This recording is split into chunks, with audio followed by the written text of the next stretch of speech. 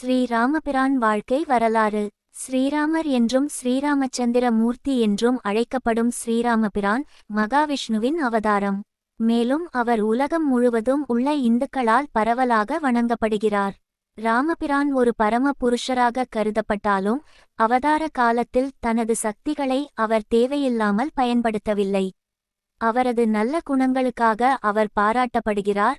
மேலும் அவரது முக்கியத்துவம் நாளுக்கு நாள் அதிகரித்து வருகிறது. அது ஒருபோதும் குறையாது. ஏனெனில் அவரது எளிய ஊழியரான அனுமன் இன்றும் புனித கைலாய மலையில் ராம மந்திரத்தை தொடர்ந்து ஜபித்து வருகிறார். பிறப்பு. திரேதா யுகத்தில் அயோத்தியில் அன்னை கௌசல்யா மற்றும் தசரதன் ஆகியோருக்கு ராமர் பிறந்தார். அவரது சகோதரர்கள் லட்சுமணன், பரதன் மற்றும் சத்ருக்னன் ஆவர். அவர் நவமி நாளில் பிறந்தார். எனவே ஒவ்வொரு ஆண்டும் மார்ச், ஏப்ரல் மாதங்களில் அவரது பிறந்த நாளை அவரது பக்தர்கள் ராம நவமி என்று சிறப்பாக கொண்டாடுவார்கள். மேலும் அந்த நல்ல நாளில் விஷ்ணு மற்றும் ராமர் கோவில்களில் பக்தர்களுக்கு நீர்மோர் மற்றும் பானகம், வெள்ள நீர் விநியோகிக்கப்படும். குழந்தை பருவம்.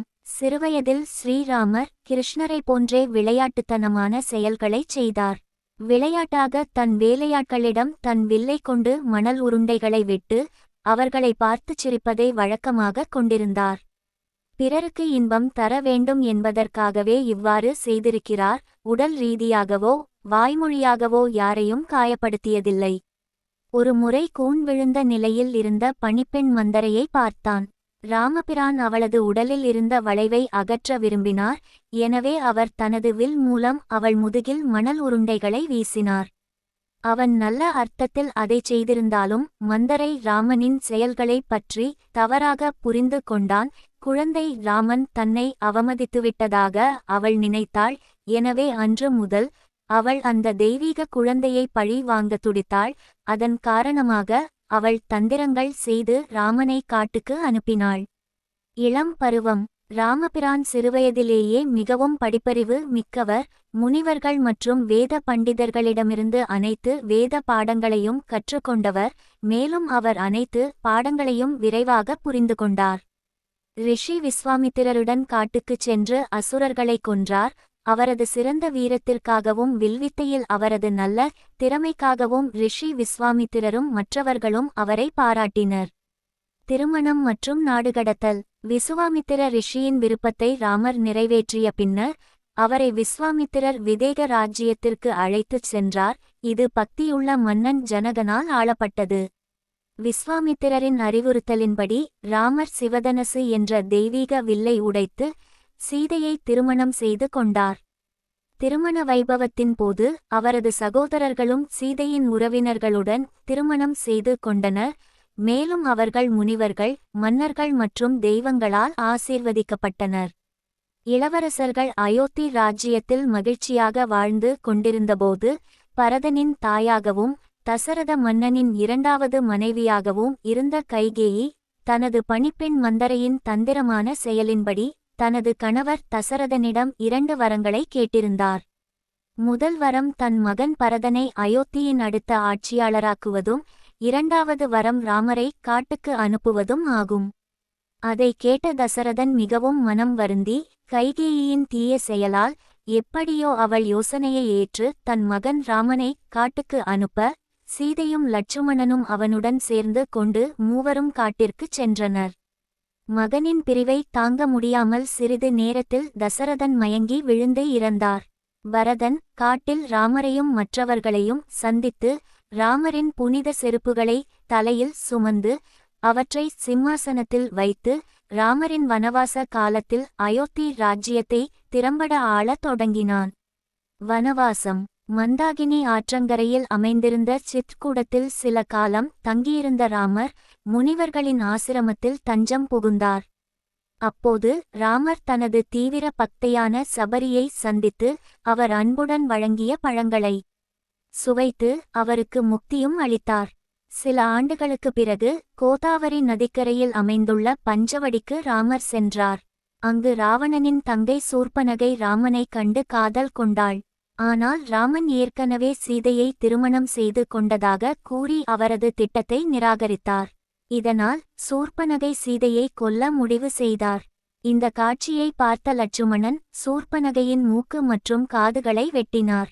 மிக விரைவிலேயே இந்தச் செய்தி இராவண மன்னனின் காதுகளை எட்டியது. பின்னர் ராவணன் தனது மாமாவான மாரீசனை அனுப்பினான். அவனது அறிவுறுத்தலின்படி மாரீசன் தன்னை ஒரு தங்க மானாக மாற்றிக்கொண்டு பஞ்சவடி ஆசிரமத்திற்குச் சென்று அன்னை சீதையின் முன் நின்றான். சிறிது நேரத்திற்கு பிறகு அது அந்த இடத்தை விட்டு வெளியேறி மறைந்தது. தங்கமான் பார்ப்பதற்கு மிகவும் அழகாக இருந்ததால் சீதை அதை தனக்கு செல்ல விலங்காக வளர்க்க விரும்பினார். எனவே அதை பிடிக்க ராமரை அனுப்பினார். சிறிது நேரத்திற்கு பிறகு மானை கண்டுபிடிக்கவும் ராமர் இருக்கும் இடத்தை கண்டறியவும் லட்சுமணனை அனுப்பினாள். சீதா அன்னை கடத்தல். அப்போது ராவணன் தன்னை துறவியாக மாற்றிக்கொண்டு பிச்சை கேட்பதற்காக சீதையின் முன் நின்றான். சீதை அவனுக்கு சில பழங்களை கொடுக்க முயன்றபோது இராவணன் தன் அசல் வடிவத்தை எடுத்து சீதையை கடத்திச் சென்றான். இலங்கைக்குச் செல்லும் வழியில் ராவணனுடன் வீரத்துடன் போரிட்ட ஜட்டாயு பறவை இறுதியில் ராவணனால் கொல்லப்பட்டது. சிறிது நேரம் கழித்து ராமர் தனது ஆசிரமத்திற்கு திரும்பினார். அங்கு அவர் தனது மனைவி சீதையை காணவில்லை. அதற்குள் லட்சுமணனும் அவனுடன் சேர்ந்து கொண்டு சீதையை தேடி இருவரும் காட்டிற்குள் சென்றனர். நீண்ட தூரம் நடந்து சென்று பார்த்தபோது இரத்த வெள்ளத்தில் கிடந்த ஜட்டாயுவின் பரிதாப நிலையை கண்டனர். ஜட்டாயு கடத்தல் சம்பவங்களை ராமனிடம் விளக்கிச் சொல்லி இறந்து போனான். ராமன் ஜட்டாயுவை தன் கைகளில் புதைத்து அந்த பறவைக்கு முக்தியும் அளித்தான். கிஷ்கிந்தாவுக்கு ராமர் மேற்கொண்ட பயணம் மற்றும் இலங்கையில் அனுமனால் சீதையின் தடமறிதல். சிறிது காலத்திற்கு பிறகு அவர்கள் இருவரும் கிஷ்கிந்தா ராஜ்ஜியத்தில் அனுமனையும் சுக்ரீவனையும் சந்தித்தனர். மேலும் அவர்கள் நண்பர்களானார்கள். சுக்ரீவனின் விருப்பப்படி ராமன் ஒரே அம்பு கொண்டு வாலியை கொன்று சுக்ரீவனை கிஷ்கிந்தா ராஜ்ஜியத்தின் அரசனாக்கினான். ராமருக்கு அளித்த வாக்குறுதியின்படி சுக்ரீவன் சீதையை தேட அனுமனையும் பிற வானரர்களையும் அனுப்பினார். ஜட்டாயுவின் அண்ணன் சம்பாதியின் மூலம் சீதை இருக்கும் இடத்தை அறிந்த அனுமன் ஜாம்பவானின் ஆசியுடன் இலங்கைக்குச் சென்று சீதையைச் சந்தித்து இலங்கை ராஜ்ஜியத்தின் பாதியை அழித்து ராவணனையும் சந்தித்து சீதையை இலங்கையிலிருந்து விடுவிக்கும்படி வேண்டினார். ஆனால் ராவணன் அவன் பேச்சை கேட்காமல் அனுமன் மீது கோபம் கொண்டு தன் குரூரமான வார்த்தைகளால் அவனை அவமானப்படுத்தினான். ஹனுமான் கிஷ்கிந்தாவுக்கு திரும்புவது ராமருக்கும் ராவணனுக்கும் இடையிலான போர். ராவணனை கொன்ற பிறகு ராமர் சீதாவுடன் அயோத்திக்கு திரும்புவது. அனுமன் கிஷ்கிந்தாவுக்கு திரும்பி சீதையின் பாதுகாப்பு குறித்த நல்ல செய்தியை தெரிவித்தார். இந்த நற்செய்தியை கேட்டு மிகவும் மகிழ்ந்த ராமபிரான் ஆனந்த கண்ணீருடன் அனுமனை தழுவினார். பின்னர் அவர்கள் இலங்கைக்கு செல்வதற்காக ஒரு பாலத்தை கட்டினர். இறுதியாக ராவணனின் சகோதரர் விபீஷணன் சுக்ரீவன் மற்றும் பிற வானரர்களின் உதவியுடன் ராவணன் ராமரின் கைகளால் கொல்லப்பட்டான். ராமன் விபீஷணனை இலங்கையின் அரசனாக்கி ஆசீர்வதித்தார். இராமர் நடத்திய கற்புச் சோதனையில் வெற்றி பெற்று இராமனுடன் அயோத்திக்கு திரும்பினாள் சீதை. தனது குலகுரு வசிஷ்டர் புனித தேவர்கள் மற்றும் பிற முனிவர்களின் ஆசீர்வாதத்துடன் அயோத்தியின் மன்னரானார் ஸ்ரீராமர். அவரது சகோதரர்கள் ராமருக்கு முழு ஒத்துழைப்பு அளித்தனர். மேலும் அவர்கள் அவரது பணிவான ஊழியர்களாக செயல்பட்டனர். வால்மீகி ஆசிரமத்தில் அன்னை சீதா தங்கினார். அயோத்தி ராஜ்ஜியத்தில் அனைவரும் அமைதியாக வாழ்ந்து வந்த நிலையில் ஒருமுறை அயோத்தி மக்கள் சிலர் சீதையின் கற்பை பற்றி சந்தேகிப்பதாக வந்த வதந்தி செய்தியை கேள்விப்பட்டு ராமர் சீதையை காட்டுக்கு அனுப்பினார்.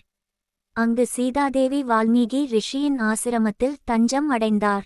மகரிஷி அவளை தனது சொந்த மகளாக கருதி முறையாக கவனித்து கொண்டார். சில மாதங்களுக்கு பிறகு அன்னை சீதை லவா மற்றும் குசா என்ற 2 அழகான இரட்டை மகன்களை பெற்றெடுத்தார். பூமியில் சீதையின் மறைவு, ராமரின் வெற்றிகரமான பொற்கால ஆட்சி மற்றும் ராம அவதாரத்தின் முடிவு.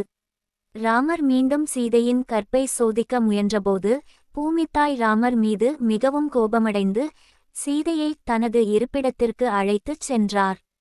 பின்னர் லவனும் குசனும் தங்கள் தந்தை ராமரின் அரவணைப்பில் வளரத் தொடங்கினர். தனது அன்பு மனைவி சீதையின் பிரிவை தாங்க முடியாமல் மிகுந்த வருத்தத்துடன் ராமர் அயோத்தி ராஜ்ஜியத்தை சுமார் 11,000 ஆண்டுகள் ஆட்சி செய்தார். மேலும் அவரது அவதாரம் முடிந்த பிறகு அயோத்தி மக்களையும் தன்னுடன் வைகுண்டத்திற்கு அழைத்துச் சென்றதாக நம்பப்படுகிறது. பகவான் அனுமன் பூமியிலேயே தங்கி பல்லாயிரக்கணக்கான ஆண்டுகளாக ராம மந்திரத்தை உச்சரிக்கத் தொடங்கினார். இப்போது அவர் இமயமலையில் உள்ள ஒரு குகையில் வசிப்பதாக நம்பப்படுகிறது. மேலும் அவர் இன்றும் மிகுந்த பக்தியுடனும் பரிபூரணத்துடனும் அர்ப்பணிப்புடனும் ராம மந்திரத்தை தியானித்து வருகிறார். ஸ்ரீராம சரித்திரத்தின் முக்கியத்துவம். ஸ்ரீராம சரித்திரம் என்று அழைக்கப்படும் ஸ்ரீ சீதாராமரின் வாழ்க்கை வரலாற்றை உண்மையான பக்தியுடன் படிப்பவர்கள் ராமர் மற்றும் அனுமனின் ஆசீர்வாதத்தை பெறுவார்கள். மேலும் அவர்கள் தங்கள் வாழ்க்கையில் அனைத்து வகையான வளங்களையும் அடைவார்கள். ஜெய் ஸ்ரீராம். இந்த வீடியோ உங்களுக்கு பிடிச்சிருந்தா லைக் பண்ணுங்கள், ஷேர் பண்ணுங்கள், கமெண்ட் பண்ணுங்கள். மறக்காமல் இந்த சேனலை சப்ஸ்கிரைப் பண்ணுங்கள். நன்றி, வணக்கம்.